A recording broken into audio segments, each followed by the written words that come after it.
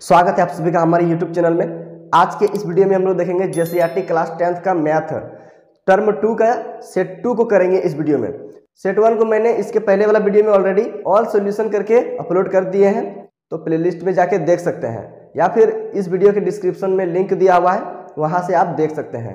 बहुत ही अच्छी तरीके से उसको सॉल्यूशन किए हैं, आप प्लीज़ उस वीडियो को जाके जरूर देखिएगा। तो चलिए इस वीडियो में आज हम लोग देखेंगे जेसीईआरटी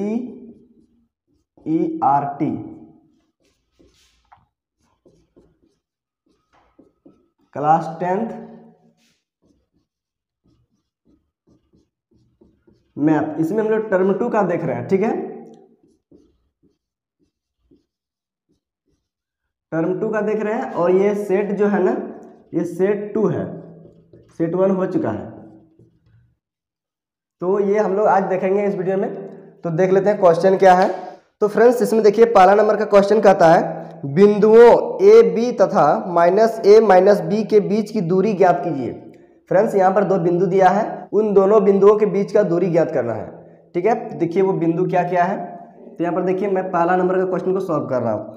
तो इसमें देखिए बिंदु है ए बी, ये पहला बिंदु है, और दूसरा बिंदु है -a -b, ये दो बिंदु दिया हुआ है। चलिए इसको मान लेते हैं कुछ a b, ये दो बिंदु है।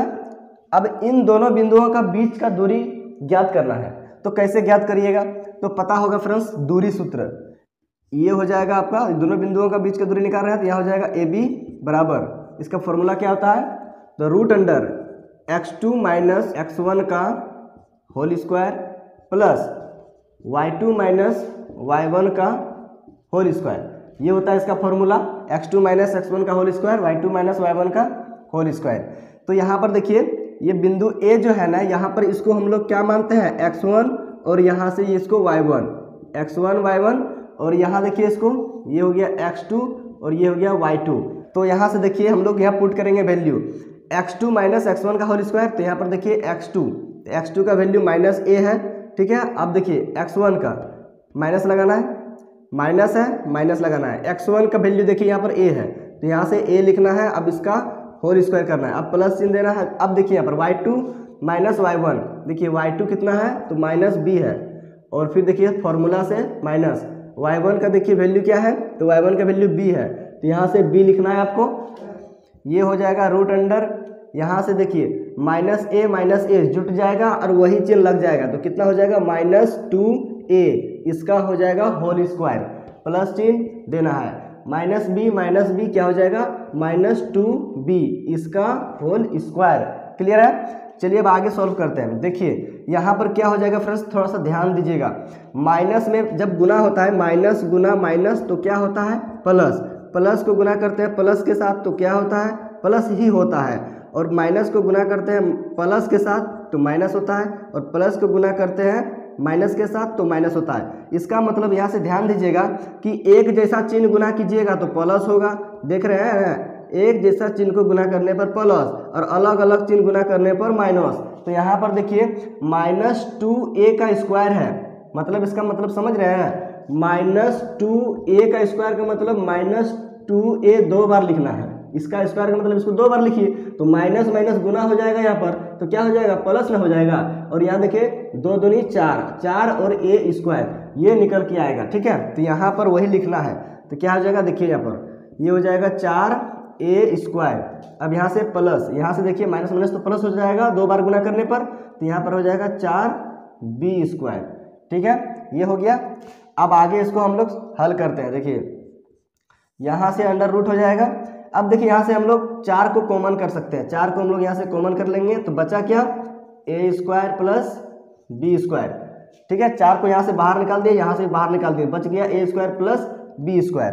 क्लियर है। अब आगे देखिए यहाँ से क्या करेंगे, देखिए √4 का वैल्यू, √4 का वैल्यू क्या होता है, √4 का वैल्यू कितना होता है 2 होता है, तो यहाँ पर क्या करेंगे √4 बाहर निकलेगा तो 2 हो जाएगा। अब यहाँ बचा कौन, तो √under a square plus b square, ये हो जाएगा इतना, ये हो गया इतना मात्रक आंसर, ठीक है, ये हो गया इसका आंसर, आप इसे नोट कर लीजिए। 2 नंबर का क्वेश्चन देखिए, कहता है यदि 15 cot a बराबर 8 हो तो cos a का मान ज्ञात कीजिए। तो चलिए 2 नंबर को भी सॉल्व कर लेते हैं। देखिए क्या कर रहा है इसमें, 15 cot a बराबर 8, तो इसमें कह रहा है cos a का वैल्यू निकालना है। ठीक है, cot a बराबर 8 है तो cos a का वैल्यू क्या होगा। तो देखिए फ्रेंड्स, यहाँ से हम लोग क्या कर सकते हैं, इसको देखिए सॉल्व कैसे करेंगे इसको। तो यहाँ से cot a को हम लोग फ्री कर सकते हैं। ठीक है, यहाँ से cot a को फ्री करेंगे तो क्या हो जाएगा, देखिए cot a बराबर हो जाएगा यहाँ से 8/15, यहाँ गुना में था तो यहाँ हम लोग भाग में बट्टा में कर सकते हैं। अब देखिए आपको फॉर्मूला तो याद होगा, LAL KKA KKA। ठीक है, यहाँ से आपका आता है sine cos tan, cosec sec और यहाँ से कॉट। ठीक है, ये फॉर्मूला है, इसी से यहाँ होगा।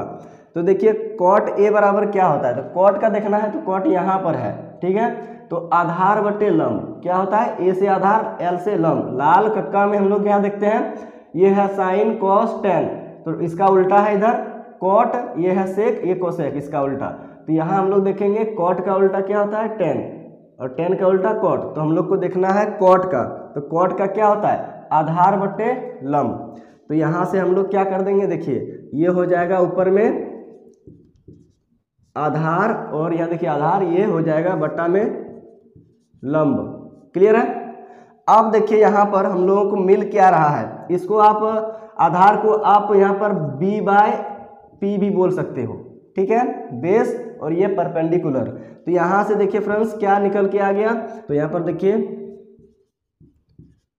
आधार और यहाँ से लंब। आधार का वैल्यू देखिए ऊपर में कितना दिया हुआ है, आधार का वैल्यू 8, तो 8 लिख देंगे। यहाँ देखिए नीचे कौन है, लंब, तो लंब का वैल्यू कितना है, 15।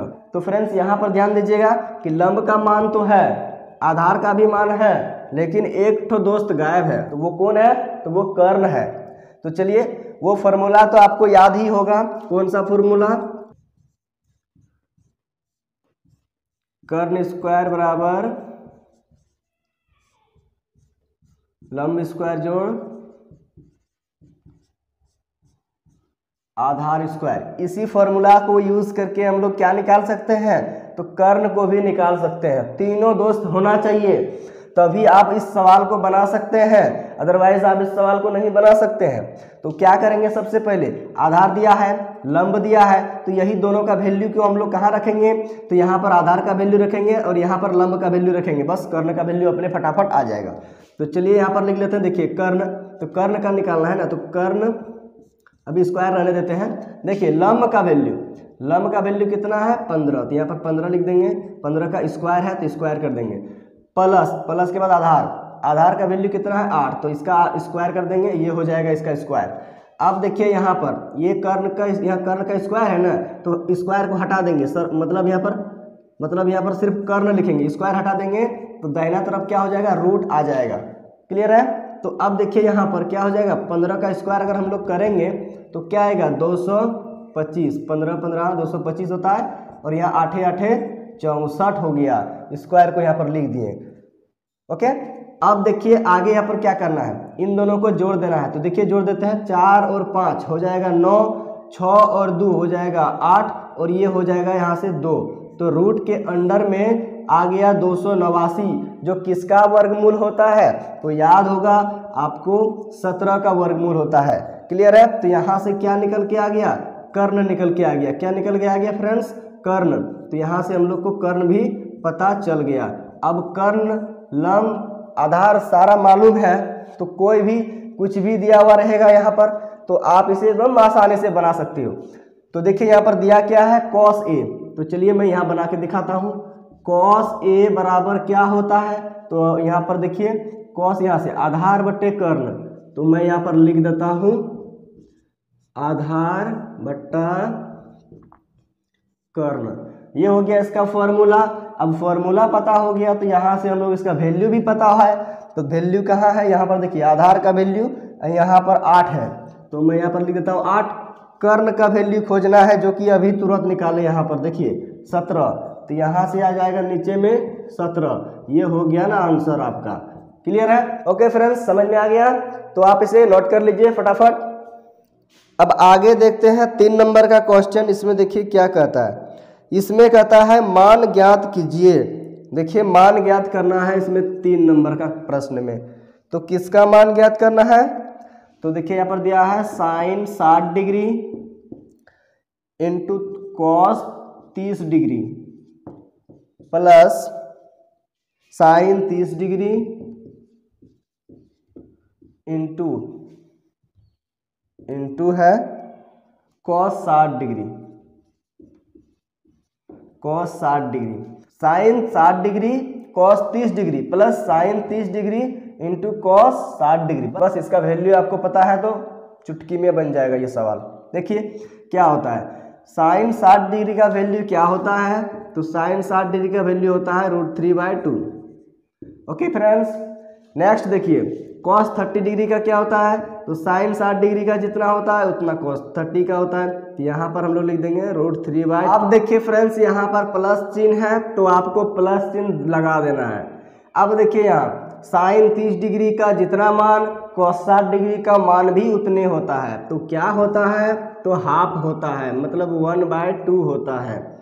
अब इसको सॉल्व कीजिए, आंसर फटाक से आ जाएगा। देखिए √3 और √3 को गुना कीजिएगा तो क्या हो जाएगा, सिर्फ 3 होगा। क्यों फ्रेंड्स, पता होगा आपको कि रूट के अंदर में अगर गुना करेंगे और समान नंबर है तो रूट कैंसल और जो नंबर है बस वही आ जाएगा, जो संख्या है वही आ जाएगा।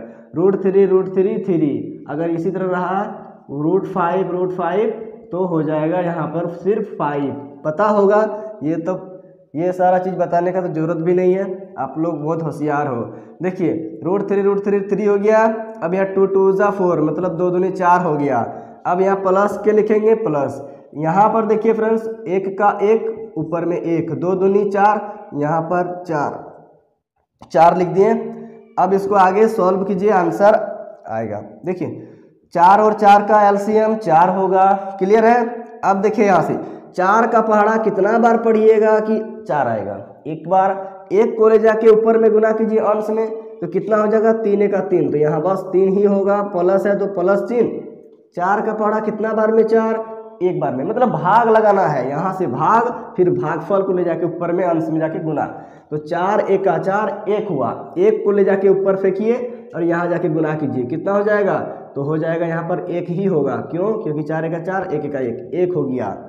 अब देखिए फ्रेंड्स यहाँ से क्या आंसर आ रहा है, 3 और 1 कितना हो गया, 4, और नीचे में हो गया 4, दोनों गया कटिंग। अब आंसर आ गया, देखिए 1 हो गया इसका आंसर। ठीक है, चलिए अब अगला क्वेश्चन देखते हैं। मैं इसको पहले इरेज कर देता हूं।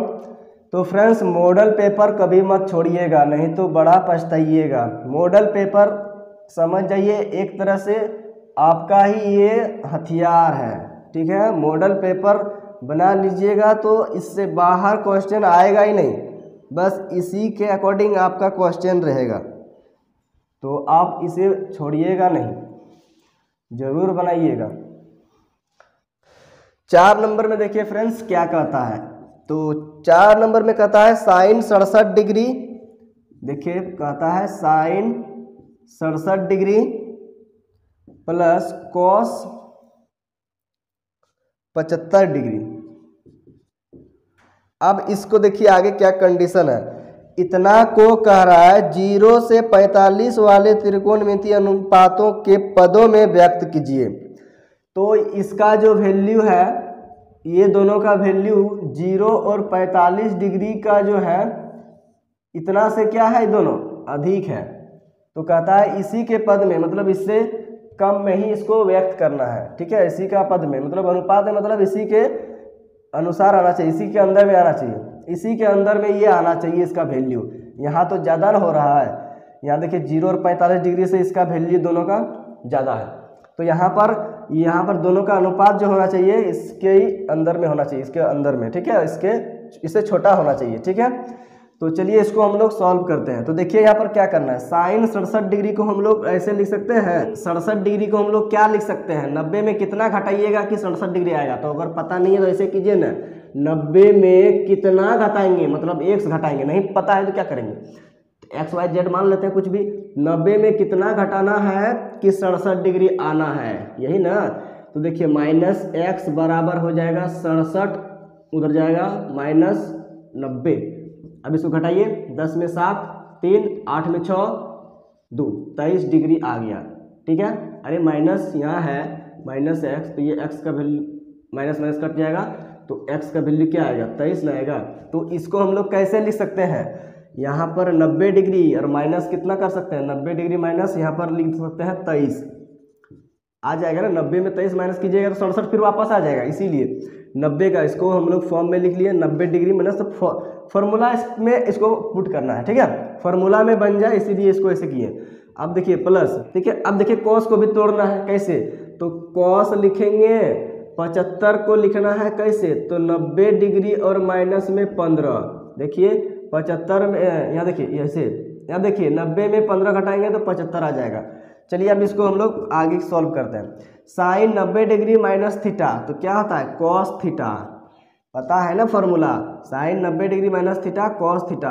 अब यहाँ देखिए कॉस तो लिख दिया, अब थीटा की जगह पे कौन है, ये थीटा है, तो ये हो जाएगा 23 डिग्री, प्लस है प्लस चिन्ह देना है, कॉस 90 डिग्री माइनस थीटा तो हो जाएगा साइन थीटा, तो यहाँ हो जाएगा साइन थीटा की जगह पे 15 डिग्री। बस हो गया आंसर, आप इसे कर लीजिए नोट। तो फ्रेंड्स आप ध्यान रखिएगा, क्वेश्चन मॉडल छूटना नहीं चाहिए, हर एक क्वेश्चन को आप सॉल्व कीजिए अच्छी तरीके से। मैं आपको समझा के इसमें सॉल्व करा रहा हूँ, तो आप प्लीज़ नहीं छोड़िएगा, नहीं तो आपको समझ में कुछ नहीं आने वाला है। देखिए इसमें क्या कहता है, 5 नंबर का क्वेश्चन में आगे है 5 नंबर। देखिए इसमें कहता है एक शंकु की तिर्यक ऊंचाई 16 सेंटीमीटर है। वाह, शंकु के बारे में तो आ गया, तो शंकु को छाप लेते हैं। ये हो गया शंकु। अब इसका तिर्यक ऊंचाई बोलता है, एक होता है ऊंचाई ऐसा सीधा ऊंचाई, ये हुआ सीधा ऊंचाई, ये ऊंचाई हुआ, और तिर्यक ऊंचाई कहेगा ना तो ऐसे वाला ऊंचाई होगा, तिरछा वाला को तिर्यक बोला जाता है। तो यहाँ से ऊंचा नहीं बोला है, तिर्यक ऊंचाई बोला है। तो कितना बोला है तिर्यक ऊंचाई, 16 सेंटीमीटर है, 16 सेंटीमीटर दिया है ये शंकु। आगे फिर देखिए कहता है और आधार की त्रिज्या 14 सेंटीमीटर है।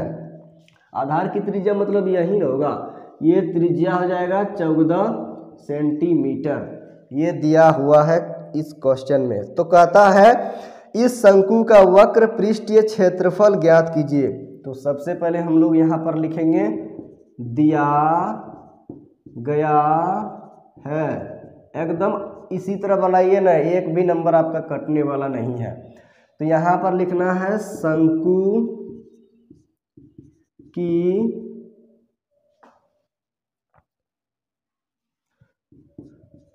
तिर्यक ऊंचाई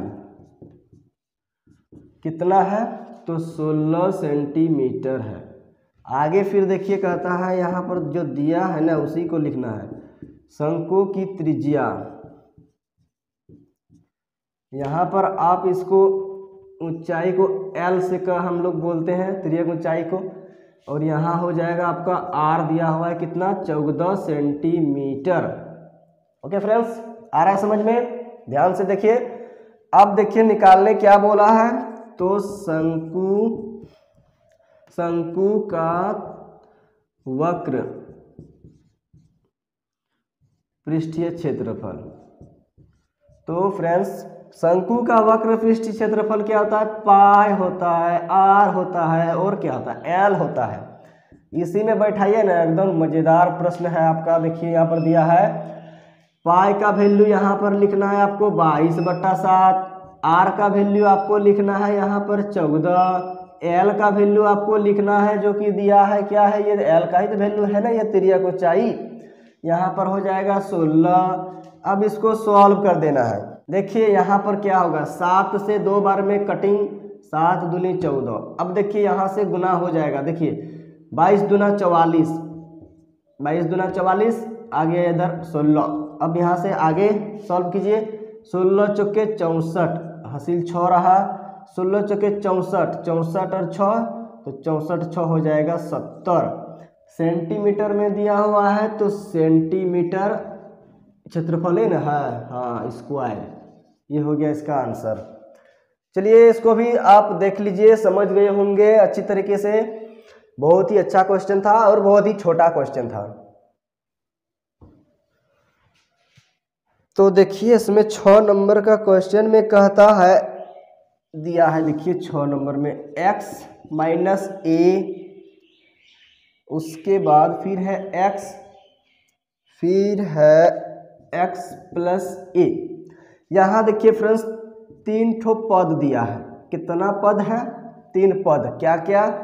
x माइनस ए पहला पद, x दूसरा पद, x प्लस ए तीसरा पद, 3 गो पद दिया है। बोलता है इसी पद का क्या निकालने? माध्य निकालने। माध्य कहता है क्या होगा, ये माध्य क्या होगा, तो माध्य बराबर क्या होगा। तो चलिए फ्रेंड्स मैं इसको सॉल्व करके दिखाता हूँ। देखिए ये 3 पद दिया है ना, तो सबसे पहले आपको तो पता होना चाहिए कि माध्य का फॉर्मूला क्या होता है। तो यहाँ पर लिखिए आप सभी पदों का योग, जितना भी पद दिया है ना सबका योग करना है, मतलब जोड़ देना है, और बट्टा में कुल पदों की संख्या। यहाँ पर कुल पदों की संख्या। देखिए क्या होता है, सभी पदों का योग। तो सभी पदों का योग मतलब सबको जोड़ न देना है। देखिए x माइनस ए को जोड़ देना है किसके साथ? x के साथ, फिर इसको जोड़ देना है अगला वाला पद के साथ x प्लस ए के साथ, सबको योग कर देना है। जोड़ दिए। अब नीचे कुल पदों की संख्या गिनिए, कै ठो है? 1 ठो 2 ठो 3 ठो है, यहाँ पर 3 लिखिए। आगे इसको सॉल्व कीजिए, क्या होगा देखिए, यहाँ से ए कटिंग। अब यहाँ से देखिए x x x, कै ठो x? 3 गो x, तो 3 गो x, और नीचे क्या है? 3, यहाँ से 3, यहाँ से ये कटिंग, ये बचा कौन? x बचा। ये हो गया इसका आंसर। ठीक है, देख लीजिए। तो 7 नंबर का क्वेश्चन में देखिए क्या कहता है, 20 बल्बों के एक समूह में 4 बल्ब खराब है। इस समूह में से एक बल्ब यादृच्छिक निकाला जाता है। इसकी क्या प्रायिकता है कि यह बल्ब खराब है और खराब नहीं है। तो यहाँ पर हम लोग सबसे पहले लिखेंगे कुल बल्ब। कुल बल्ब कितना है फ्रेंड्स? तो कुल बल्ब कितना है? 20 है। और यहाँ पर हम लोग लिख लेंगे, देखिए खराब बल्ब दिया हुआ है कितना? तो 4 दिया हुआ है। तो देखिए फ्रेंड्स यहाँ से खराब बल्ब देखिए 4 दिया है, तो यहाँ से हम लोग निकाल सकते हैं अच्छा बल्ब। आप लोग होशियार हो, निकाल सकते हो इसको। देखिए टोटल 20 है, 20 में 4 खराब है, तो 20 में 4 खराब है तो इसको हटा ना दीजिए, मतलब घटा ना दीजिए, बचेगा जो वो तो बढ़िया वाला 16 ठो। ये हो गया अच्छा वाला बल्ब, है ना। तो इसको चलिए सॉल्व करते हैं। तो पहला नंबर में देखिए क्या कहता है, तो पहला नंबर में कहता है खराब बल्ब है। तो खराब बल्ब है, तो यहाँ पर देखिए सबसे पहले आपको फॉर्मूला लिख लीजिए। फॉर्मूला भी जरूरी है। क्या होता है? तो यहाँ पर लिखना है अनुकूल परिणामों की संख्या। अनुकूल परिणामों की संख्या बटे कुल परिणामों की संख्या। अनुकूल परिणामों की संख्या बटे कुल परिणामों की संख्या, ये फॉर्मूला हो गया। ठीक है, अब यहाँ पर हम लोग इसको पुट कर देंगे, आंसर आ जाएगा। देखिए कुल परिणामों की संख्या मतलब टोटल को लिखना है, नीचे 20 हो गया। और देखिए अनुकूल परिणामों की संख्या किसका निकालना है? खराब ना। तो खराब बल्ब कितना है? 4 ठो ना। यहाँ पर लिख दीजिए 4, 4 पंचे 20, यहाँ 4 पंचे 20, 1/5, ये हो गया इसका आंसर। चलिए अब आगे देख लेते हैं। यहाँ पर बी नंबर को बना देता हूँ मैं। क्या कहता है बी नंबर?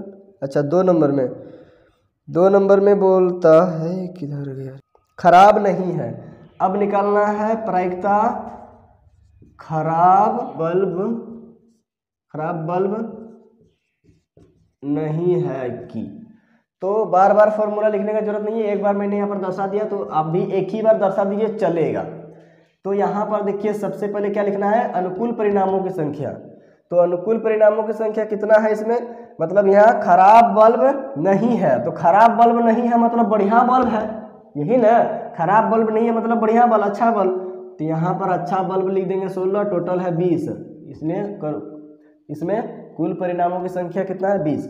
अब इसको आप काट सकते हो कितना से, तो यहाँ से आप 4 चौके 16, 4 पंचे 20, तो यहाँ से आ गया 4/5, ये हो गया इसका आंसर।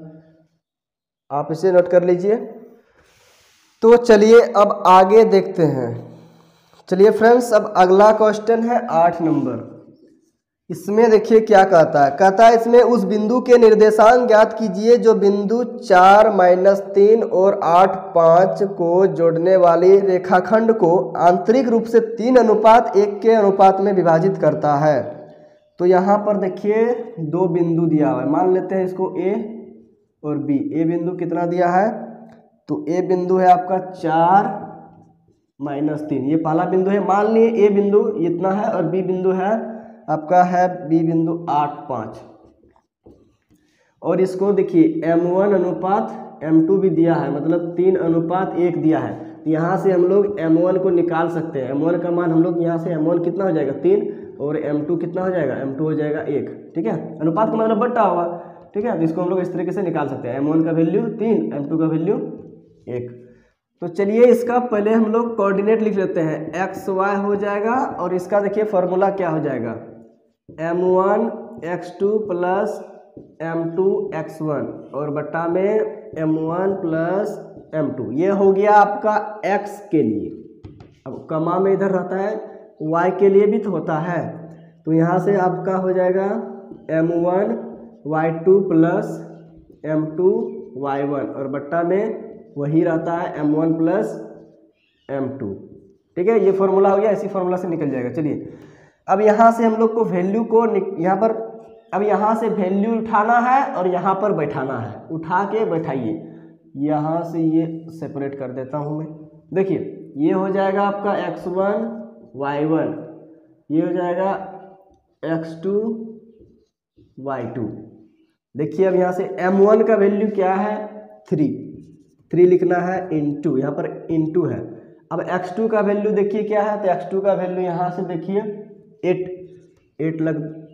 को रख दिए यहाँ पर, प्लस m2 कितना है, तो m2 है 1 इंटू x1 का वैल्यू क्या है 4, नीचे m1 m2 3 + 1 यहाँ पर प्लस है इसलिए। अगला अब इसमें सेट कीजिए, यहाँ से आ जाएगा m1 का वैल्यू 3, y2 का वैल्यू 5 प्लस m2 का वैल्यू क्या है, तो m2 का वैल्यू यहाँ से देखिए m2 का वैल्यू 1 इंटू y1 का वैल्यू क्या है, तो y1 का वैल्यू -3 है, बट्टा में 3 + 1 ही होगा। चलिए अब इसको आगे करते जाते हैं सॉल्व।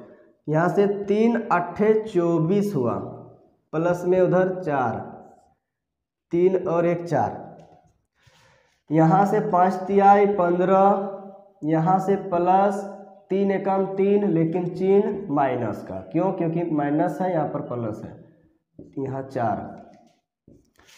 आगे देखिए यहाँ पर 24 4 28/4 हो गया, और यहाँ से हो गया आपका 15 में यहाँ पर घट जाएगा, यहाँ पर क्यों घटेगा देख लीजिए, यहाँ पर सॉल्व करके दिखाते हैं। प्लस माइनस माइनस हो जाएगा, यहाँ 3 हो जाएगा, 15 - 3/4। ठीक है, तो चलिए यहाँ पर लिख लेते हैं 28, से कटा भी सकते हैं हम लोग इसको, 4 7 28, तो यहाँ से 7 हो जाएगा, और कमा में यहाँ पर देखिए 15 में 3 गया तो हो जाएगा 12/4 तिया 12, क्या आ गया, तो 7, 3 7 और 3 ये हो गया इसका कोऑर्डिनेट, यही निकालना था, ये आ गया इसका आंसर। चलिए अब आगे देखते हैं 9 नंबर का क्वेश्चन। इसमें देखिए कहता है के का मान ज्ञात कीजिए ताकि निम्न तीनों बिंदु संरेखी हो। तो यहाँ पर देखिए 3 बिंदु दिया है, क्या क्या दिया है, 8 1। चलिए इसको ए मान लेते हैं और फिर दूसरा को बी मान लेते हैं, के -4 है और 2 -4, ये है 2 -4, -5 है, -4 यहाँ पर -5 है, ठीक है। यहाँ पर देखिए 3 बिंदु दिया हुआ है जो कि संरेखी है। क्या है फ्रेंड्स, इसमें कहता है संरेखी है। संरेखी का मतलब देखिए एक लाइन है, अगर यहाँ पर त्रिभुज बनाइएगा कितना भुजा का जरूरत पड़ेगा, एक ठो ऐसे, एक ठो ऐसे, एक ठो ऐसे, कोई भी त्रिभुज बनाइए 3 गो भुजा का जरूरत पड़ेगा ही। लेकिन यहाँ पर देखिए ये सब कह रहा है संरेखी है, तीनों लाइन कैसा है, इसी के ऊपर में बोल रहा है चढ़ते हुए डांस करते हुए जा रहा है, ऐसे ही चढ़ के जा रहा है, ऐसे ही चढ़ के जा रहा है, उसी के ऊपर में उसी के ऊपर में चढ़ते हुए जा रहा है, संरेखी है, ये संरेखी है, ये बिंदु संरेखी है। तो त्रिभुज बनेगा ही नहीं तो उसका क्षेत्रफल क्या होगा, तो 0 हो जाएगा, 0 हो जाएगा। तो यहाँ पर आप लिख दीजिए चूंकि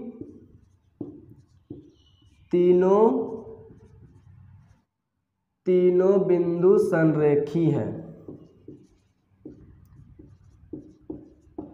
इसीलिए त्रिभुज का क्षेत्रफल 0, क्षेत्रफल 0 हो जाएगा। हम लोग को अब के का वैल्यू निकालना है, तो चलिए इसका फॉर्मूला ले लेते हैं। क्या होता है, 1/2 x1 y2 minus y3 plus फिर हो जाएगा x2 y3 minus y1 plus हो जाएगा x3 y1 माइनस y2 बराबर 0। ये हो गया इसका फॉर्मूला। अब इसी में हम लोगों को क्या करना है, वैल्यू को पुट करना है, आंसर आएगा किसका, के का। चलिए इसको सॉल्व करते हैं। 1/2, अब देखिए x1 का वैल्यू यहाँ से देखिए लीजिए, x1 y1, ये हो जाएगा x2 y2, ये x3 y3, ठीक है। देख लीजिए यहाँ से आप x1 का वैल्यू क्या है, 8 है, तो यहाँ पर 8 ब्रैकेट में। y2 का वैल्यू देख लीजिए, y2 का वैल्यू यहाँ पर -4 है, तो यहाँ पर -4 माइनस फिर है यहाँ फार्मूला से y3 कहाँ है, यहाँ -5, तो यहाँ से -1 फार्मूला में है और -1 यहाँ पर वैल्यू है, ठीक है। तो उसको ब्रैकेट में रखेंगे तो ये हो गया। अब यहाँ से हो जाएगा फिर प्लस x2 का वैल्यू क्या है, x2 का वैल्यू यहाँ से k लिख देना है। y3 क्या है, देखिए y3 का मान है -5 माइनस यहाँ से y1 कहाँ है, यहाँ 1 है, y1 1 है, ब्रैकेट प्लस चिन्ह देना है। अब है x3 का वैल्यू कितना है, तो देखिए 2 है। y1 का वैल्यू y1 कहाँ है, तो यहाँ देखिए 1 माइनस है फार्मूला में y2 हो गया आपका -4, फार्मूला में माइनस और वैल्यू है उसका -4, ये बराबर में 0 लिखने नहीं भूलिएगा, 0 मेन पॉइंट है, मेन चीज़ है वही। देखिए अब इसको सॉल्व करते हैं। 1/2 यहाँ से अभी 8 को रहने देते हैं, पहले ब्रैकेट के अंदर घुस जाते हैं। देखिए क्या मिलता है यहाँ पर, -4 माइनस माइनस प्लस 5 प्लस के -5 -1 -6, यहाँ से 2 आ जाएगा। अब यहाँ पर देखिए 1 माइनस प्लस हो जाएगा, चलिए 1 माइनस प्लस कर देते हैं। अब इधर 0, आगे सॉल्व करना है। देखिए यहाँ से 8 आ जाएगा, यहाँ से आ जाएगा आपका 5 में 4 घट जाएगा, अलग अलग चिन्ह में घटेगा और बड़का वाला का चिन्ह लगेगा, 1 हो जाएगा, चिन्ह लगाने का जरूरत है नहीं। प्लस के यहाँ से -6 है तो -6, यहाँ पर एक काम करते हैं ना, माइनस कर देते हैं। यहाँ से के को गुना कीजिएगा 6 के साथ तो क्या हो जाएगा माइनस के हो जाएगा और यहाँ पर 6 हो जाएगा। चलिए इसको रहने देते हैं अभी, प्लस के माइनस 6 प्लस, अब यहाँ देखिए 2 है, 4 और 1 यहाँ से हो गया 5 बराबर उधर 0। ठीक है, बड़ी ब्रैकेट भी लगा दीजिए यहाँ से। अब आगे इसको सॉल्व करते हैं। देखिए 1/2, 8 को गुना कीजिएगा एक बार तो 8 होगा। अब यहाँ से यहाँ पर आप देखिए 6 के हो जाएगा, -6 के हो जाएगा, प्लस माइनस माइनस और यहाँ से 6 के गुना हो जाएगा तो 6 के हो जाएगा, प्लस यहाँ देखिए 2 पंचे 10 और बराबर में उधर 0। 1/2 को यहाँ से हटाइएगा तो कहाँ जाएगा, यहाँ पर, तो यहाँ सब 0 हो जाएगा। तो बचा कौन यहाँ पर, तो यहाँ बच गया आपका 8 - 6 के प्लस 10 बराबर उधर जाएगा तो सब 0। क्या हो जाएगा, सब 0 हो जाएगा। ये लाइन दिख रहा है क्या नहीं आप लोगों को पता नहीं, तो इसको यहाँ पर मिटा देते हैं, यहाँ पर लिख देते हैं बगल में। यहाँ से 1/2 को हटाइएगा यहाँ से तो यहाँ क्या हो जाएगा, 0 हो जाएगा। इधर जाके 0 से गुना होगा तो सब 0 हो जाएगा। तो बचेगा कौन, 8 - 6 के, 8 - 6 के और इधर प्लस 10 बराबर क्या हो जाएगा, इधर 0। अब यहाँ तो लिखना ही पड़ेगा ऊपर में। देखिए यहाँ से देखिए -6 के, अगर 10 और 8 को जोड़ देते हैं क्योंकि यहाँ प्लस चिन्ह है आगे में, 8 को और 10 को जोड़ते हैं तो 18 हो जाता है। 18 को उस पार ले जाइएगा तो क्या होगा, -18।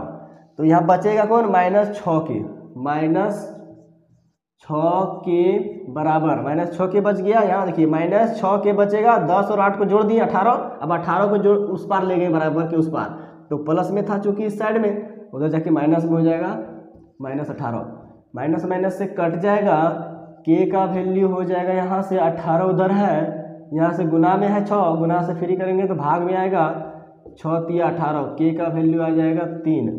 तो आंसर आ गया। आप इसे देख लीजिए, यहाँ से देखिएगा, नोट कीजिएगा, गड़बड़ाइएगा नहीं। यहाँ से लिखने के बाद ये आइएगा, यहाँ से लिखते लिखते इधर से इधर से इधर से यहाँ से यहाँ तक यहाँ कंप्लीट कीजिएगा, यहाँ से तब जाके लास्ट में यहाँ पर लिखना है। ठीक है, देख लीजिए इसको।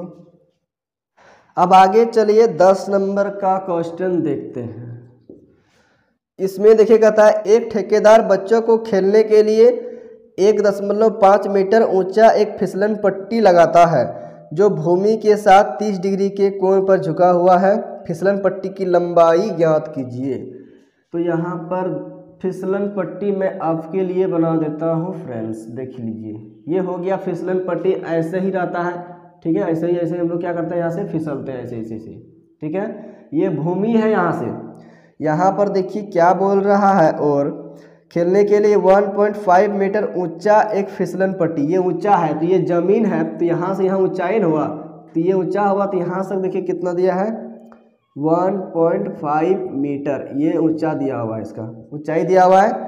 अब देखिए आगे फिर कहता है, इसमें जो भूमि के साथ 30 डिग्री के कोण पर झुका हुआ है। अब ये झुका हुआ है जो भूमि के साथ, यहाँ भूमि के साथ झुका हुआ है कितना, 30 डिग्री। ये देखिए 30 डिग्री का कोण से झुका हुआ है। तो यहाँ से क्या करने बोल रहा है, इसका निकालने, तो मान क्या निकाल, फिसलन पट्टी की लंबाई ज्ञात कीजिए।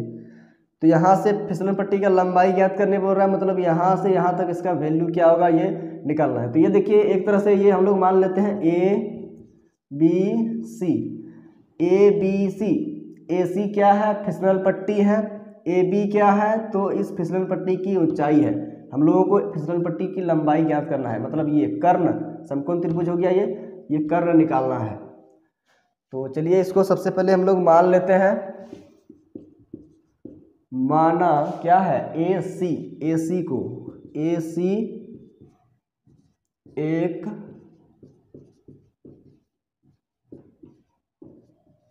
फिसलन पट्टी है जिसकी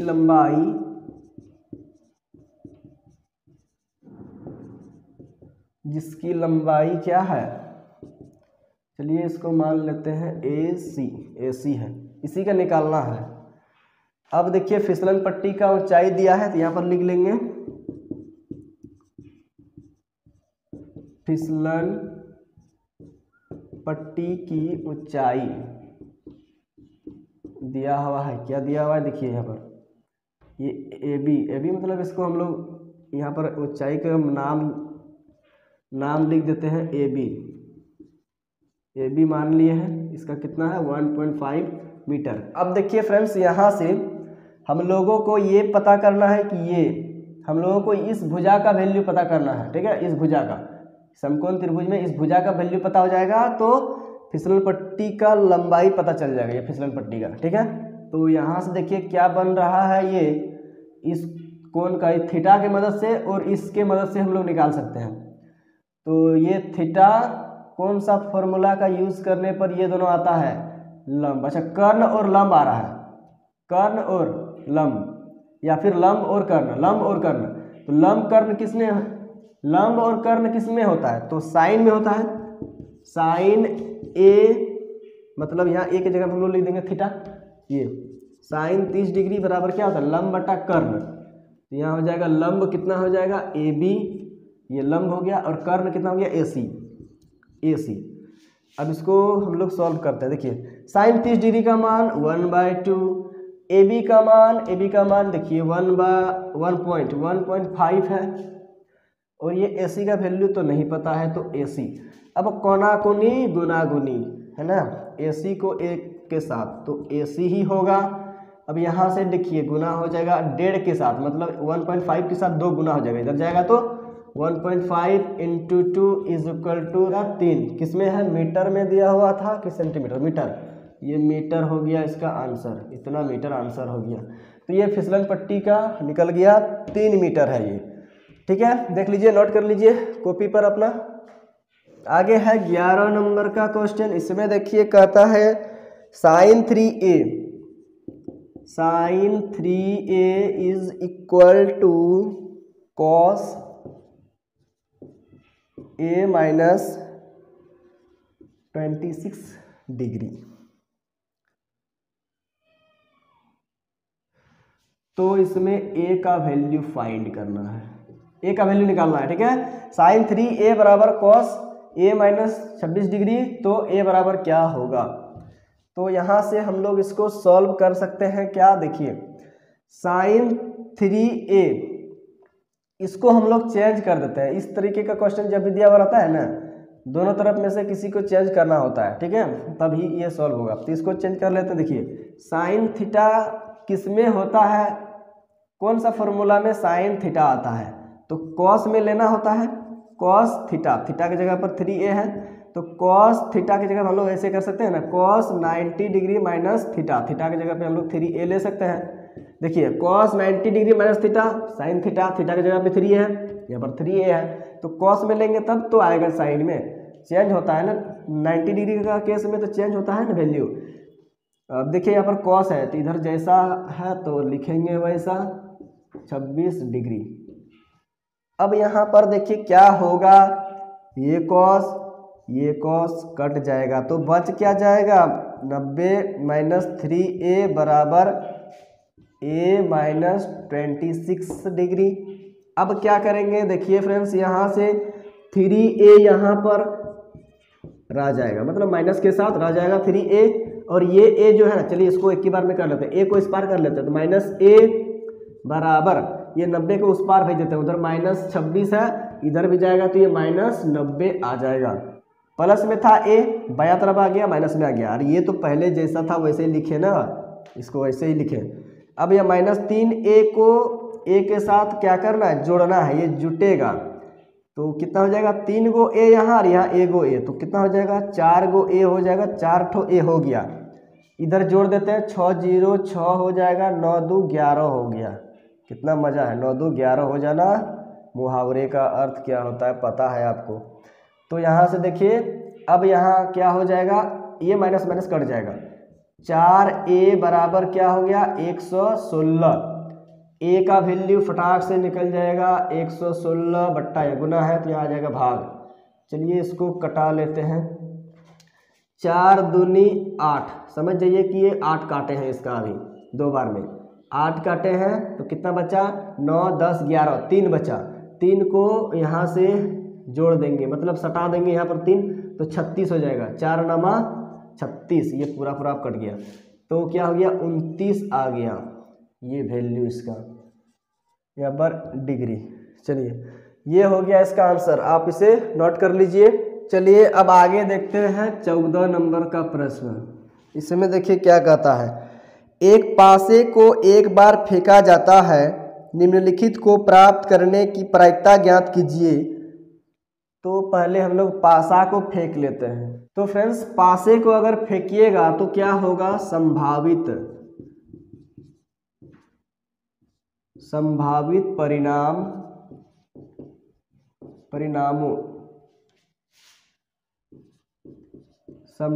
परिणामों की संख्या क्या होगा, एक आएगा। मतलब पासा को फेंक रहे हैं, मतलब लूडो खेलते हैं ना, लूडो को फेंकते हैं तो क्या आता है, एक आता है। एक के बार में एक और दो दोनों नहीं आता है तो एक आता है, या फिर 2 आता है, 3 आता है, 4 आता है, 5 आता है, या फिर 6 आता है। इसमें से किसी एक ही बार में एक के आता है, कोई एक आएगा। एक के बार में 2 को चीज तो नहीं आएगा। तो ये संभावित परिणाम है, ठीक है। इसमें देखिए पहला नंबर में कहता है, क्या क्वेश्चन कहता है, 5 से बड़ी संख्या। तो इसे पहला नंबर में हम लोग को निकालना है प्रायिकता किसका, 5 से बड़ी एक संख्या, 5 से बड़ी एक संख्या की प्रायिकता। तो इसमें सबसे पहले हम लोग एक बार फॉर्मूला को लिख लेते हैं। यहाँ पर लिखना है आपको अनुकूल परिणामों की संख्या बटे कुल परिणामों की संख्या। फटाफट बनाएंगे। देखिए यहाँ क्या हो जाएगा, देखिए अनुकूल परिणामों की संख्या क्या चीज का, 5 से बड़ी संख्या एक संख्या, 5 से बड़ी एक संख्या। तो 5 से बड़ी संख्या एक कौन है, एक तो है ही, यहाँ पर एक है। अब देखिए कुल परिणामों की संख्या कितना है, 1 2 3 4 5 6। तो यहाँ पर लिख देंगे नीचे 6, तो ये हो जाएगा 1/6 आंसर। फिर आगे देखिए बी नंबर में क्या कहता है, बी नंबर में कहता है एक सम संख्या, प्रायिकता किसका निकालना है, एक सम संख्या आने की प्रायिकता निकालना है। तो यहाँ पर आप बार बार फॉर्मूला नहीं लिखना है, इसी फॉर्मूला को देख के यहाँ पर लिख लीजिए। अनुकूल परिणामों की संख्या कितना होगा, देखिए नीचे तो 6 होगा ही ना टोटल में, सम संख्या आने की प्रायिकता क्या होगा, 2 4 6, 3 ठो आएगा, ये 2 आएगा, 4 आएगा, 6 आएगा। ये 3 तरह से घटना हो सकता है। तो ये हो गया 3, यहाँ ऊपर में 3, तो इसको कटाएंगे, 3 दूनी 6, 1/2, हाँ 1/2, ये हो गया इसका आंसर। सी नंबर में देखिए प्रायिकता किसका निकालने बोला है, तो फिर इसमें देख लेते हैं, एक भाज्य संख्या, एक भाज्य संख्या का। तो एक भाज्य संख्या का क्या होगा, देखिए टोटल में तो होगा, यहाँ कुल परिणामों की संख्या 6 तो होगा ही। अब भाज्य संख्या क्या होता है फ्रेंड्स, तो भाज्य संख्या का मतलब होता है जिसका गुणनखंड 2 ठो से अधिक हो, उसको बोलते हैं भाज्य संख्या। और जिसका गुणनखंड 2 ठो रहेगा, कम भी नहीं और बेसी भी नहीं, ठीक है, तो उसको क्या बोलेंगे, अभाज्य संख्या। जैसे देखिए 2 3 4 5, 2 का पढ़ा कौन कौन में आता है, 1 का पढ़ा में, 2 का पढ़ा में, 3 कौन कौन पढ़ा में आता है, 1 का पढ़ा में, 3 का पढ़ा, 4 कौन कौन पढ़ा में आता है, 1 का पढ़ा में, 2 का पढ़ा में, 4 का पढ़ा में, 5 कौन कौन पढ़ा में, 1 का पढ़ा में और 5 का पढ़ा में। तो यहाँ पर देखिए 2 क्या हो गया, ये 2 अभाज्य हो गया, ये भी अभाज्य हो गया, ये भी अभाज्य हो गया। क्यों, क्योंकि इसका गुणनखंड 2 ठो आ रहा है, 2 से ज्यादा आ रहा है ना कम आ रहा है। लेकिन यह 4 का देखिए ये भाज्य संख्या हो गया, क्यों हो गया, क्योंकि 2 का गुणनखंड से ढेर हो गया, अधिक हो गया, इसीलिए क्या हो गया, ये भाज्य संख्या। तो भाज्य संख्या जिसका गुणनखंड 2 से अधिक रहता है उसको भाज्य संख्या कहते हैं। तो यहाँ पर देखिए भाज्य संख्या में कौन आएगा, 1 तो नहीं होगा, 2 भी नहीं होगा, 3 भी नहीं होगा, ये 4 होगा, ठीक है, 5 नहीं होगा, फिर ये 6 हो जाएगा। 4 और 6 2 ठो आ रहा है, तो यहाँ पर 2 लिख देंगे, 2 तिया 6, ये हो जाएगा 1/3, ये हो गया इसका आंसर। नोट कर लीजिए इसको भी आप। चलिए अब आगे देखते हैं 15वां नंबर का क्वेश्चन। इसमें देखिए क्या कहता है, एक मीनार के पाद बिंदु से एक भवन के शिखर का उन्नयन कोण 30 डिग्री है। मान लीजिए ये मीनार है, ये भवन है, क्योंकि मीनार जो होता है ना भवन से बड़ा होता है, ये मीनार है, ये भवन है मान लीजिए।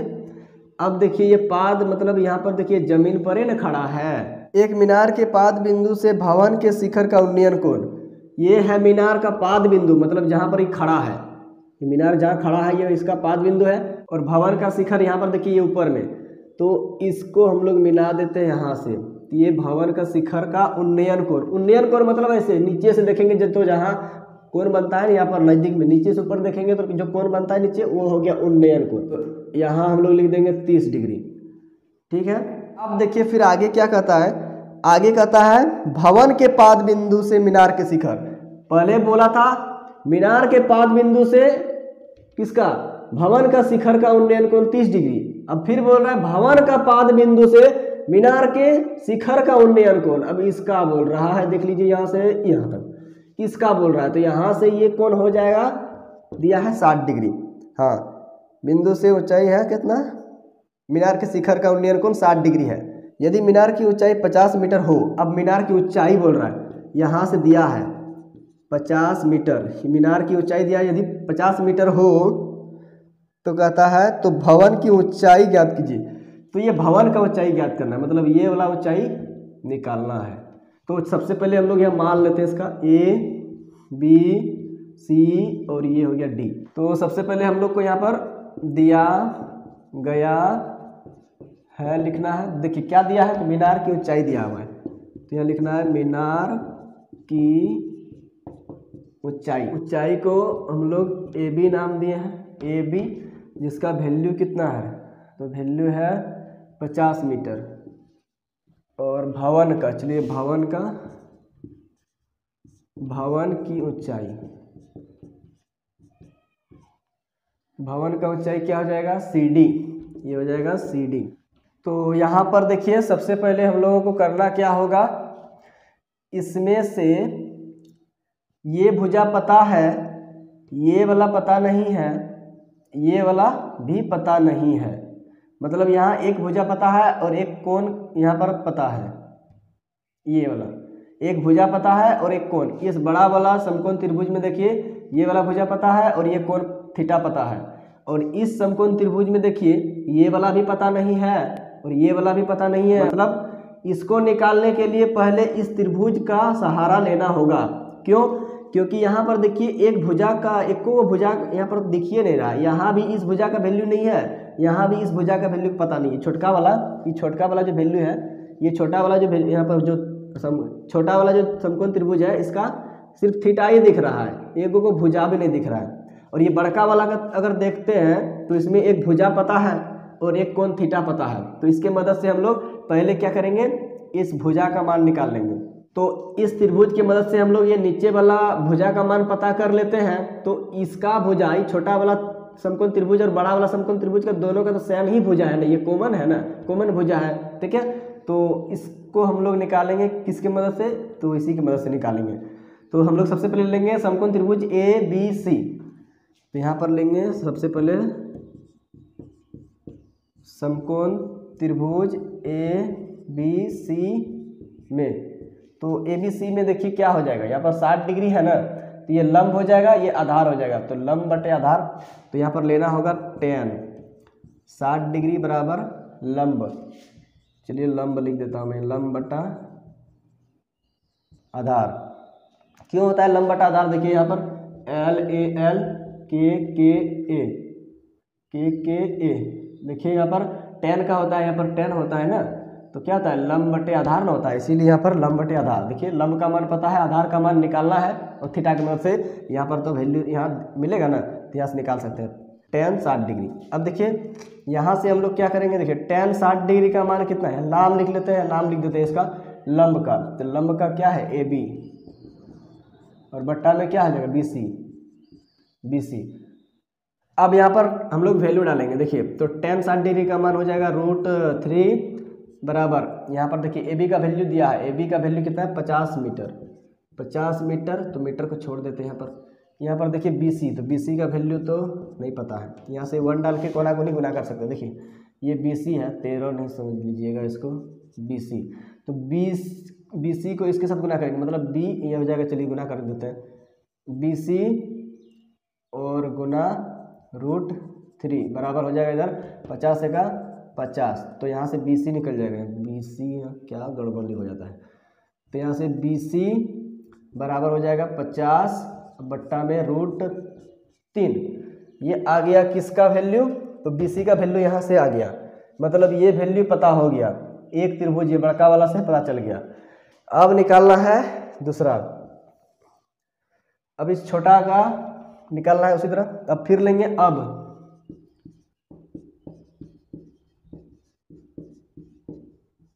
समकोण त्रिभुज किसको लेना है, BCD, समकोण त्रिभुज BCD में।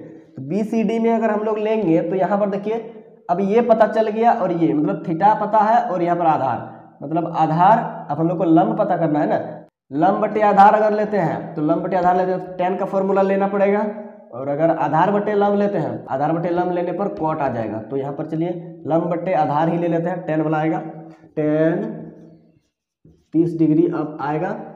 तो यहाँ पर देखिए क्या हो जाएगा, लंब बटे आधार, तो लंब है यहाँ पर क्या DC और आधार का नाम क्या है BC। अब चलिए tan 30 डिग्री का मान तो क्या होता है 1/√3। यहाँ देखिए tan 60 डिग्री का मान था √3, तो √3 ऊपर में था, 1 नीचे था, अब 1 ऊपर चल गया, √3 नीचे उल्टा हो गया। यहाँ पर tan 30 डिग्री का वैल्यू 1/√3 आ गया। अब यहाँ पर देखिए DC का वैल्यू क्या है, तो DC का वैल्यू तो पता नहीं है, तो नाम छोड़ देंगे लिख के।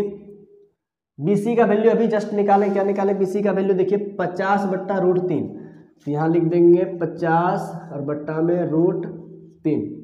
अब इसको देखिए, इसको अगर सॉल्व करेंगे तो क्या हो जाएगा, यहाँ से 1/√3 इज इक्वल टू, ये √3 चल जाएगा ऊपर गुना, तो DC बट्टा 50 और गुना में यहाँ से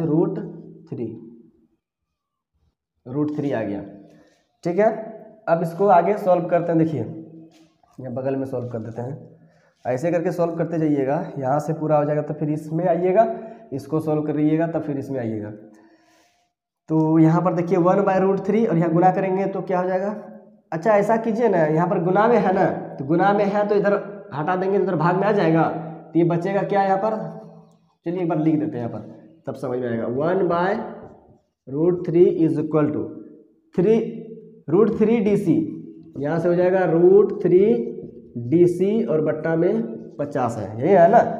इसको ऊपर पर गुना कर दिए, इसके नीचे कुछ नहीं है, एक तो है ना 50 का 50 नीचे गुना कर दिए, बस कुछ नहीं किए। इसको 1/√3 ऐसे लिखे, DC और √3 को गुना करके यहाँ लिखे, 50 को यहाँ लिख दिए। अब यहाँ से गुना कीजिए, कोना कोनी गुना कर दीजिए, तो ये आ जाएगा यहाँ पर 50, यहाँ से गुना कीजिएगा 50 और बराबर में उधर क्या है तो √3 और DC है। अब ये भाग में है यहाँ पर, तो भाग में उधर जाके गुना हो जाएगा, तो गुना में फिर आ जाएगा √3।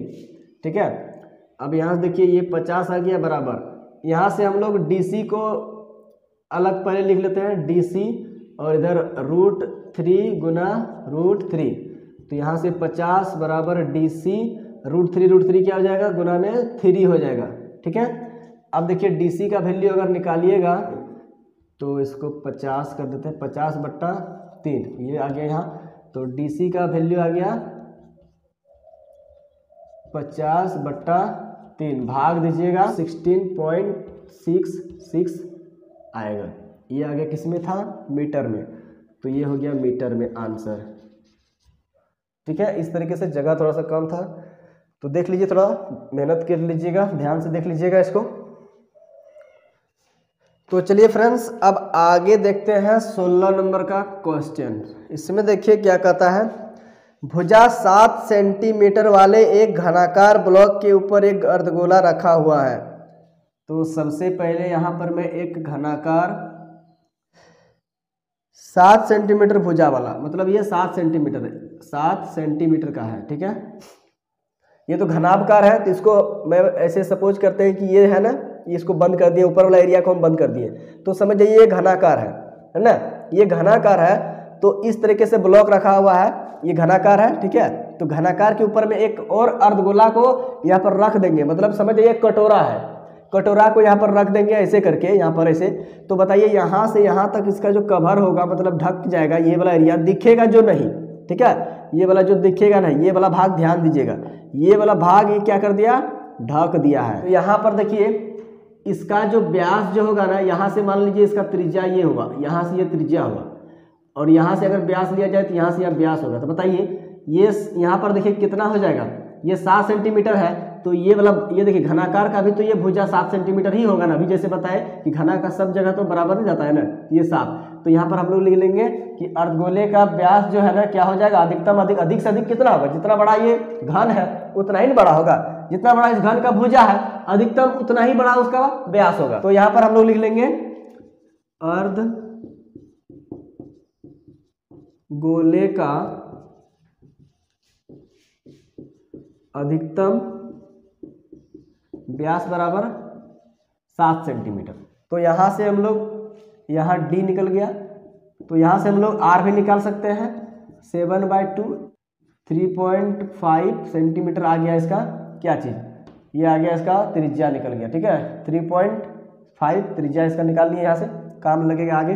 अब और देखिए क्या दिया है, यहाँ पर लिख लीजिए, दिया गया है, यहाँ पर लिखना है घनाकार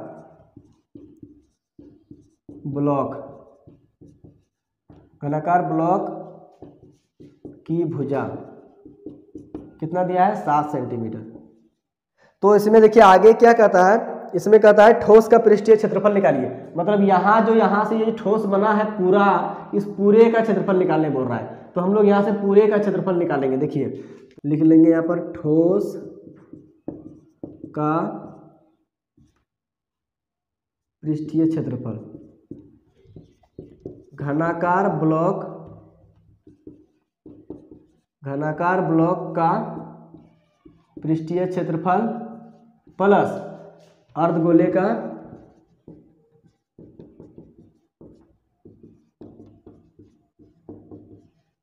पृष्ठीय क्षेत्रफल। ध्यान दीजिएगा यहाँ पर घनाकार ब्लॉक का पृष्ठीय क्षेत्रफल जो दिख रहा था घनाकार का, और अर्धगोले का पृष्ठीय क्षेत्रफल जो दिख रहा था वो वाला।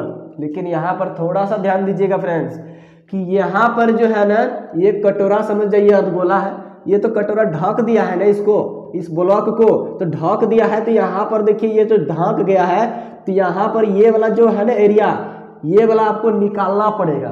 क्यों? क्योंकि ये तो भाग दिख नहीं रहा है, जो ढका हुआ भाग हम लोगों को कैसे दिखेगा, तो ये वाला फालतू है, इसको निकालना पड़ेगा, तब ये निकलेगा पूरा इस ठोस का पृष्ठीय क्षेत्रफल। नहीं तो फिर यहाँ से गड़बड़ हो जाएगा, आंसर नहीं आएगा। ठीक है, वो गड़बड़ हो जाएगा। यहाँ से ये वाला भाग जो है ना, जो कि देखिए इसका भी क्षेत्रफल और इसका भी क्षेत्रफल, दोनों का क्षेत्रफल में ये दोनों ऐड ना हो जाएगा, जुड़ ना जाएगा, इसलिए उस तरह गलत हो जाएगा। ठीक है, तो इसका क्षेत्रफल निकालेंगे, इसका क्षेत्रफल निकालेंगे, तो ये भी तो एरिया ले लेता है ना पृष्ठीय क्षेत्रफल में, इसका भी क्षेत्रफल निकालेंगे पृष्ठीय क्षेत्रफल, तो इसका भी ये भी एरिया, मतलब ये दो बार ये गिना जाएगा। और जो कि हम लोग इसको देख नहीं पाते हैं, इसलिए क्या करेंगे, इसको घटा देंगे। तो बताइए ये वाला एरिया जो घेराया है, तो कैसे घेराया, इसी तरह घेराया है ना, गोले टाइप का घेराया है ना। तो गोल टाइप का घेराया है, मतलब ये क्या है, तो ये तो वृत्त ना हो गया। तो वृत्त का क्षेत्रफल हम लोग क्या करेंगे, घटा देंगे। यहाँ लिख देंगे वृत्त का क्षेत्रफल, माइनस कर देंगे वृत्त का क्षेत्रफल। बस ये वाला जो ढका है, जो नहीं दिख रहा है, ये वृत्त का क्षेत्रफल हम लोग यहाँ पर घटा देंगे, बस हो जाएगा। इसमें बैठा देंगे, सॉल्यूशन कर देंगे, आंसर आ जाएगा। घनाकार ब्लॉक का पृष्ठीय क्षेत्रफल तो क्या होगा, 6a²। ये घनाकार ब्लॉक का पृष्ठीय क्षेत्रफल 6a² हो गया, प्लस करना है अर्धगोले का पृष्ठीय क्षेत्रफल 2πr², और इधर माइनस कर देना है πr²। तो यहाँ से देखिए इसको सॉल्व करने पर देखिए क्या होता है, 6a² प्लस देखिए यहाँ से 2 गो πr² है, 2 गो πr² है, 1 गो πr² घट जाएगा, तो कितना बचेगा, एक में बचेगा πr²। देखिए यहाँ पर इसका वैल्यू रखना है, ये 6 हो गया, a² का मतलब देखिए a का मान क्या है, देखिए ये a है, भुजा जो है ये कितना है, 7। तो यह 7 गुना 7 लिख सकते हैं इसको। ठीक है, अब यह प्लस स्क्वायर है, मतलब 2 बार लिख सकते हैं, पाई का मान 22/7, r का स्क्वायर मतलब 3.5 इंटू 3.5, 2 बार लिख सकते हैं स्क्वायर को। अब इसको सॉल्व करना है, देखिए क्या हो जाएगा, ये 6 आ गया, 7 7 49 हो गया, और यहाँ प्लस 22 अच्छा इससे कटा सकते हैं, 7 5 35 0.5 आ जाएगा, 7 5 35 0.5 आ जाएगा। तो यहाँ से अब क्या हो जाएगा, देखिए गुना कर देंगे इसको ऐसे, यहाँ से गुना आ जाएगा 2 5 10, 2 5 10 और 1 11, 10.1 के बाद मतलब यहाँ 11 आ रहा है, तो इसको हम लोग सीधा सीधा 11 लिख देते हैं। और गुना में ये आएगा 3.5। 6 नंबर 54, 54 के हो गया 4 हासिल 5, 6 चौक 24 और उधर 5 29, ये हो गया 294। अब यहाँ इसको गुना करेंगे 11 पच्चे 55 के 5 हासिल 5, 11 तिया 33, 33 5 38, यहाँ पर 38.1 अंक के बाद है तो 1 अंक के बाद लगा देंगे। अब इसको हम लोग कर देंगे जोड़। 8 4 12 के 2 हासिल 1, 9 हासिल 1 10, 3 13, 13 के 3 हासिल 1 2 और हासिल 1 3, 332 और इधर 0.5 था तो इधर 0.5। ये किस में आया? क्षेत्रफल था ना, सेंटीमीटर, तो सेंटीमीटर स्क्वायर, ये हो गया इसका आंसर। चलिए फ्रेंड्स अब आगे देखते हैं 17 नंबर का प्रश्न। इसमें देखिए क्या कहता है, एक जूस बेचने वाला अपने ग्राहकों को चित्र में दर्शाए गए गिलासों से दूध देता था। बेलनाकार ग्लास का आंतरिक व्यास 5 सेंटीमीटर था, परंतु ग्लास के नीचे आधार में एक उभरा हुआ अर्धगोला था जिससे गिलास की धारिता कम हो जाती थी। यदि गिलास की ऊंचाई 10 सेंटीमीटर थी तो गिलास का वास्तविक धारिता ज्ञात कीजिए।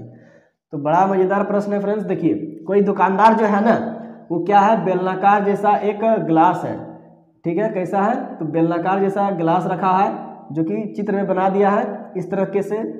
तो देखिए दुकानदार कैसे बुड़बक बना रहा है ना, यहाँ पर ग्लास दिखा रहा है कुछ और रियल में ग्लास कुछ और है। ये ग्लास है, ये ग्लास है। अब हम लोग का तो इस तरह हम लोग सिंपल ग्लास ऐसे रहता है तो हम लोग ऐसे ही जूस पीते हैं या फिर दूध पीते हैं, लेकिन वो दुकानदार दिखा रहा है ग्लास इस तरह ऊपर से दिख रहा है, लेकिन हकीकत में उसका ग्लास इस तरह नहीं है। ये इस तरीके से जो है ना ऊपर से ऐसे करके उभरा हुआ टाइप का, यहाँ पर कुछ अंदर तरफ से खोखला है, नीचे से मतलब गड्ढा धसा हुआ है, नीचे तरफ से धसा हुआ है ऊपर की ओर, ताकि उससे क्या हो, उसको कम दूध मिले, अच्छा जूस मिले, ताकि उसे कम जूस मिले, ठीक है। ये नीचे से अगर घुसा हुआ रहेगा, अंदर तरफ धसा हुआ रहेगा, इसमें कम ना जूस अटेगा, तो उससे क्या होगा, उसको फायदा होगा। तो इसलिए बुड़बक बना रहा है इस तरह से बना के। अब देखिए इस ग्लास का यहाँ पर ऊंचाई दिया हुआ है, ठीक है, कितना दिया है ऊंचाई दिया है 10 सेंटीमीटर। ग्लास का ऊंचाई है 10 सेंटीमीटर और इसका व्यास दिया हुआ है, ठीक है। व्यास का मतलब यहाँ से यहाँ ये दिया हुआ है 5 दिया हुआ है, 5 सेंटीमीटर दिया हुआ है, ठीक है। इस तरह से इसका व्यास दिया हुआ है 5 सेंटीमीटर, ऊंचाई दिया है 10 सेंटीमीटर और यहाँ पर एक अर्धगोला मतलब कटोरा टाइप का यहाँ पर अंदर तरफ से धसा दिया है, ताकि ऊपर तरफ से क्या हो, उसको कम जूस देना पड़े, उसको उस तरह से फायदा होगा और ग्राहक को बुड़बक बना रहा है ना। तो चलिए सबसे पहले यहाँ पर लिख लेते हैं क्या दिया है, दिया गया है। सबसे पहले लिखिए क्या दिया है, तो ग्लास का ऊंचाई,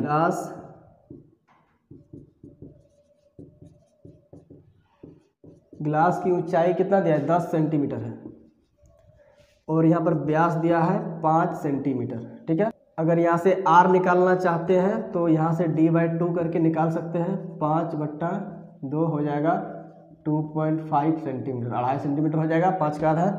तो इसमें कहता है गिलास का वास्तविक धारिता ज्ञात कीजिए, मतलब कितना जूस इसमें अटेगा वो कह रहा है इसमें। तो यहाँ पर हम लोग लिख लेंगे, देखिए फॉर्मूला में क्या लिखेंगे कि गिलास की कुल धारिता को आप यहाँ पर आयतन भी बोल सकते हो, ठीक है, आयतन उसी को बोलता है धारिता को ही, ठीक है। तो गिलास की कुल धारिता बराबर, आप यहाँ पर देखिए, तो यहाँ पर हम लोग क्या लिखेंगे कि बेलन का मतलब पूरा बेलन का धारिता में क्या करेंगे, अर्धगोले का आयतन को घटा देंगे, अर्धगोले का आयतन को घटा देंगे तो ये बच गया जो यही चीज का, ये क्या निकल जाएगा, गिलास का कुल धारिता या फिर आयतन कह सकते हो, ये निकल जाएगा। तो यहाँ पर हम लोग लिखेंगे बेलन का आयतन या लिखेंगे अर्धगोले का आयतन, ठीक है। अब देखिए यहाँ पर इसको हम लोग सॉल्व करते हैं, देखिए क्या आता है, बेलन का आयतन, तो यहाँ पर हो जाएगा πr²h। अब यहाँ पर क्या करेंगे, माइनस देंगे अर्धगोले का, तो 2/3 πr³, 2/3 πr³, ये अर्धगोले का आयतन, इसको घटा देंगे तो आंसर आ जाएगा, ठीक है।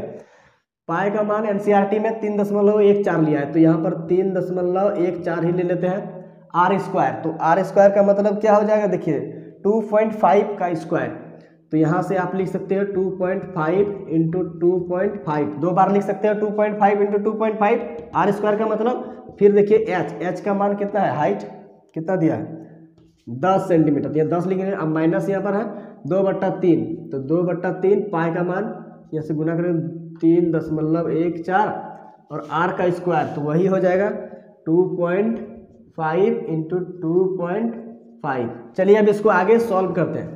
तो यहाँ से रख देते हैं 3.14 को वैसे ही गुना करते हैं। 25 को 25 से गुना करिएगा तो कितना होता है, 25 को 625 होता है। तो 625 और यहाँ पर देखिए दशमलव के बाद 2 अंक है तो इधर से 2 अंक यहाँ हो जाएगा 6.25 हो जाएगा और गुना में हो जाएगा यहाँ पर 10। अब माइनस यहाँ पर देखिए 2/3 अब गुना 3.14। अब यहाँ पर भी हो जाएगा 6.25 ये हो गया। 25 को गुना कीजिएगा 625 होगा 6.25 हो जाएगा। अब फिर आगे इसको सॉल्व कीजिए। देखिए यहाँ से हो जाएगा 3.14 अब गुना। अब देखिए 6.25 को अगर गुना कीजिएगा 10 के साथ तो दाहिना तरफ जंप करेगा, दशमलव यहाँ आ जाएगा, एक अंक आगे हो जाएगा, ठीक है। तो 62.5 मतलब 62.5 हो जाएगा। इधर माइनस, अब गुना कीजिए यहाँ से, देखिए 2 चौके 8, 2 एका 2, 2 तिया 6, यहाँ पर दशमलव है, दशमलव लगा दिए और बट्टा में यहाँ पर 3 है, फिर गुना है कितना 6.25। अच्छा यहाँ पर एक और 2.5 छूट गया है, क्यूब ना है तो क्यूब है तो यहाँ पर और एक आएगा ना, तो यहाँ पर हो जाएगा 2.5 और एक आ जाएगा, गुना में 2.5 यहाँ आ जाएगा 2.5। यहाँ पर 6.25 आया है, ये दोनों गुना करके, और एक तो छूट गया था यहाँ पर, इसको लगा दिए, ये लास्ट में इसको लगा दिए। अब देखिए इसको जो गुना कीजिएगा ना, आप थोड़ा सा कैलकुलेट कर लीजिएगा, इसको गुना भाग कर लीजिएगा थोड़ा सा। तो यहाँ पर देखिए फ्रेंड्स थोड़ा सा ध्यान दीजिएगा कि यहाँ पर इसको गुना करिएगा तो 196.25 आएगा, फिर माइनस चिन्ह लिखिएगा, ऊपर में सबको पहले गुना कर लीजिएगा, फिर यहाँ पर नीचे से भाग लगा दीजिएगा तो 32.71 आ जाएगा। अब इसमें से इसको घटा दीजिएगा तो 163.54 सेंटीमीटर क्यूब आ जाएगा। ये हो गया इसका आंसर, आप इसे नोट कर लीजिए। तो चलिए फ्रेंड्स अब आगे हम लोग देखेंगे 18 नंबर का प्रश्न, ठीक है। इसमें देखिए कहता है निम्न आंकड़ों से माध्य ज्ञात कीजिए। ये वर्ग अंतराल और बारंबारता दिया हुआ है क्वेश्चन में, ठीक है। ये वर्ग अंतराल 0 से 20, 20 से 40, 40 से 60, 60 से 80, 80 से 100 ये दिया हुआ है क्वेश्चन में। ये बारंबारता भी f बारंबारता मतलब फ्रीक्वेंसी दिया है 17, 28, 32, 24, 19। इसको सब जोड़ने पर क्या आ रहा है, देखिए 120 आ रहा है, ठीक है। इसको जोड़ दीजिएगा 120 आ जाएगा। अब ये वर्ग चिन्ह क्या है, तो वर्ग चिन्ह क्या होता है, तो देखिए यहाँ पर वर्ग अंतराल में जो होता है ना, उच्च सीमा निम्न सीमा प्लस उच्च सीमा को जोड़ के 2 से भाग लगाइए, मतलब 0 + 20 कितना हुआ 20, 20 को 2 से भाग लगाइए कितना आएगा 10। उसी तरह 20, 40, 60, 60 का 2 से भाग लगाइए 30, 60, 80 को जोड़िएगा तो कितना हो जाएगा 140, 140 को 2 से भाग लगाइएगा आ जाएगा 70, 180 को 2 से भाग लगाइएगा तो यहाँ आ जाएगा 90। बस इसी तरह से वर्ग चिन्ह निकाला जाता है, इसको x से डिनोट करते हैं, x से। अब आगे देखिए यहाँ पर लिखा है fx का भी जरूरत पड़ता है, तो यहाँ पर fx करने के लिए क्या करना पड़ता है, देखिए ये f है ये x है, तो f इंटू x करना होता है, तो दोनों को इंटू कर दिए 17 धन 17 से, इस तरीके से इसको गुना कर करके यहाँ पर मैंने इसको फिल किया है, भर दिया है। अब इसको जोड़िएगा तो इतना आएगा, कितना, तो 6000 आएगा, ठीक है। इसको जोड़िएगा इतना, तो बस यही दोनों का काम लगता है यहाँ पर, इसीलिए इसको मैंने पहले बना दिया ताकि जल्दी हो जाए। चलिए तो इसका फॉर्मूला क्या आता है, तो यहाँ पर लिख लेते हैं माध्य निकालना है, तो माध्य का फॉर्मूला लिखना है। तो इसका फॉर्मूला होता है समेसन fx बट्टा समेसन f, इसको समेसन भी बोलता है और सिग्मा भी बोलता है, ठीक है। तो ध्यान दीजिएगा इसको, ये हो गया समेसन या फिर सिग्मा भी बोल सकते हैं। तो सिग्मा fx बट्टा सिग्मा f, ये सिग्मा जो है ना इसका मतलब होता है योग, सम मतलब जोड़ना। तो इसको देखिए fx का योग, तो fx का योग क्या आया है, तो यहाँ पर देखिए ना योग जोड़ दिए हैं 6000 आया है। और देखिए सिग्मा f का मतलब है बारंबारता का टोटल, यहाँ पर जितना भी डाटा दिया हुआ है, आंकड़ा दिया हुआ है, इसको योग करना है, सम करना है, जोड़ना है। तो कितना है 120, यहाँ से 1 0 से 1 0 कट जाएगा, 12 5 60, यहाँ से देखिए 5 और 1 0 छूट गया था, यहाँ 0, ये हो गया इसका आंसर, ठीक है। आप इसे देख लीजिए, नोट कर लीजिए। तो चलिए फ्रेंड्स अब आगे देखते हैं 19 नंबर का क्वेश्चन, और ये इस सेट का लास्ट क्वेश्चन है। तो देखिए इसमें क्या कहता है, इसमें कहता है निम्न आंकड़ों की माध्यिका ज्ञात कीजिए। इसमें माध्यक बोलिए या फिर माध्यिका बोलिए, दोनों एक ही है। तो इसमें वर्ग अंतराल दिया है जो कि क्या है 0 से 10, 10 से 20, 20 से 30, 30 से 40, 40 से 50, 50 से 60। ये वर्ग अंतराल क्वेश्चन में दिया हुआ है। बारंबारता 5, 8, 20, 15, 7, 5, इस तरीके से बारंबारता भी दिया हुआ है। इसमें एक चीज जरूरत होता है, संचयी बारंबारता, जिसको CF बोलते हैं, ठीक है। तो इसको निकालना होता है, इसको कैसे भरना है चलिए मैं आपको बताता हूँ। तो यहाँ पर देखिए 5 है ना, बस 5 को ही यहाँ पर लिख देना है। अब 5 को और यहाँ पर देखिए 8, 5 और 8 को कितना, 8, 5, 13, इसी को जोड़ देते हैं और यहाँ पर लिख देते हैं 13। अब 13 और यहाँ 20 कितना हो गया, 20, 10, 30, 3, 33, यहाँ हो गया 33। 33 को और यहाँ 15, तो यहाँ देखिए 30, 40, 45, 46, 17, 48, ये हो गया 48। अब 48 और यहाँ 7, 48, 50, 55, यहाँ 55 आ जाएगा। अब 55 और 5 यहाँ हो जाएगा 60, ठीक है। अब देखिए फ्रेंड्स यहाँ पर ध्यान दीजिएगा, यहाँ पर जो आया ना ये 60, ये होता है n, इसका मान कितना है 60। क्यों होता है, देखिए इसको जोड़िएगा ना 60 आ जाएगा, ठीक है। यहाँ भी जोड़िएगा इसको तो ये 60 आएगा, और यहाँ लास्ट वाला जो आया ना ये नंबर, यही n कहलाता है। n क्यों लिखे फ्रेंड्स, क्योंकि फॉर्मूला आप लोग सबसे पहले देख लीजिए तब आपको समझ में आएगा। तो यहाँ से देखिए माध्यिका बराबर L plus n/2 minus CF/F और पूरा में इंटू में H होता है, ये फॉर्मूला होता है। तो यहाँ से देखिए n/2 का जरूरत पड़ रहा है, तो यहाँ से तो n निकल के आ गया। अगर हम लोग n/2 निकालते हैं यहाँ से n/2 तो क्या आ जाएगा, यहाँ से आ जाएगा 60/2, ये निकल के आ गया 30। अब देखिए फ्रेंड्स यहाँ पर n/2 का जो वैल्यू आया, इससे थोड़ा सा बढ़ा के देखना है, कहाँ पर, संचयी बारंबारता में थोड़ा सा बढ़ा के। तो 30 से थोड़ा सा ज़्यादा किस में है, इसमें नहीं, इसमें नहीं, इसमें नहीं, इसमें है थोड़ा सा ज़्यादा, तो यही वाला हो जाएगा, सारा वैल्यू इसी लाइन से निकल के आएगा। तो ध्यान दीजिएगा, क्या n/2 से थोड़ा सा ज़्यादा बड़ा जो रहता है उसी लाइन से सारा वैल्यू निकल के आता है। कैसे निकल के आता है, तो देखिए यहाँ पर देखिए फ्रेंड्स n/2 का वैल्यू कितना आया, 30 आया। अब देखिए संचयी बारंबारता में हम लोग क्या करते हैं, ये जो आया वैल्यू 30, इससे थोड़ा सा ज़्यादा कौन है, 33, तो यहाँ पर 33 है। इसके जस्ट ऊपर वाला जो होता है वो क्या होता है, तो वो CF होता है, ठीक है। अब यहाँ पर देखिए इस लाइन में आगे बढ़िए, जो बारंबारता में जो आता है यहाँ पर ये F होता है, क्या होता है, F। अब फिर आगे बढ़िए यहाँ से यहाँ देखिए फ्रेंड्स, यहाँ पर जो है लिमिट 2 को है, क्या क्या लिमिट है, एक अपर लिमिट, एक लोअर लिमिट, मतलब एक यहाँ पर निम्न सीमा, एक उच्च सीमा। तो जो निम्न सीमा होता है, ये निम्न सीमा क्या है, तो ये निम्न सीमा L कहलाता है। क्या कहलाता है, देखिए L कहलाता है। तो कितना है यहाँ पर 20, L का वैल्यू कितना आ गया, यहाँ से 20 निकल के आ गया, ठीक है, L का वैल्यू 20 आ गया। अब इसमें देखिए दोनों का डिफरेंस देखिए, 20 और 30 के बीच में कितना अंतर है, 10 का अंतर है। तो यहाँ का जो डिफरेंस है, ये अंतर जो है, ये हाइट, मतलब इसका जो चौड़ाई है, इसका जो मोटाई है, यहाँ पर इसका जो मोटा है बीच में कितना ये डिफरेंस है, उसी को बोलते हैं H। तो H का वैल्यू क्या है, 10, तो यहाँ से आ गया 10। देखिए L का वैल्यू पता चल गया, n/2 का वैल्यू भी पता चल गया है, F का वैल्यू भी यहाँ से पता चल गया, और H का वैल्यू पता चल गया, यहाँ से H का वैल्यू 10 आ गया। अब सारा चीज़ को यहाँ पर हम लोग रख देंगे, आंसर आ जाएगा। देखिए L का वैल्यू कितना आया, L का वैल्यू 20 है, 20 रखना है, प्लस देना है। n/2 का वैल्यू कितना आया, 30 आया है, माइनस CF का वैल्यू कितना है, 13 है, यहाँ से 13, और बट्टा में कितना F का वैल्यू 20 है, 20 लिख दीजिए यहाँ पर। अब H का वैल्यू क्या है, 10 आया है, यहाँ से 10, बस इसी को सॉल्व करना है, आंसर आ जाएगा। देखिए ये 20 प्लस, पहले ब्रैकेट का सॉल्व करेंगे, 30 में 13 घटाइएगा तो आ जाएगा 17, 17/20। अब इधर गुना में है 10, ठीक है। अब इसको सॉल्व कीजिएगा तो यहाँ से देखिए 0 0 कट जाएगा, यहाँ से इसको करिएगा तो कितना हो जाएगा, 17 का आधा करिएगा तो कितना हो जाएगा, यहाँ लिख देता है बगल में